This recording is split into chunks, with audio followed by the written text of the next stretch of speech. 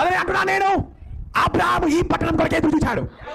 దేవుడు దేనికి శిల్పియు నిర్మాణకుడై ఉన్నాడు. ఆ పునాదులు గల పట్టణము కొరకు అబ్రాహాము ఎదురు చూచాను, గుడారాల్లో నివసిస్తూ. అంటే ఆ పట్టణానికి ఏమున్నాయి? పునాదులు ఉన్నాయి. కానీ పాతాళానికి ఏముంది? పునాదులే లేవు. ఈ వధువుకు పునాదులు ఉన్నాయి, కానీ సంఘ శాఖలకి పునాదులు లేవు.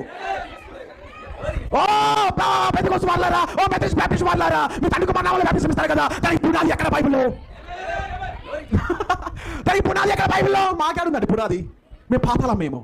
కానీ ఇక్కడికి రండి, ఇక్కడికి రండి, ఈ వధువు దగ్గరికి రండి. అపోస్తల కార్యం 2:38, అపోస్తల కార్యం 10:48, రోమా 6:3. క్రీస్తు యేసు బాప్తిసం పొందే మనమందరము క్రీస్తు తలుచుకొని ఉన్నాం. ఎన్ని పునాదులు కావాలంటే అన్ని పునాదులు చూపిస్తాను నేను.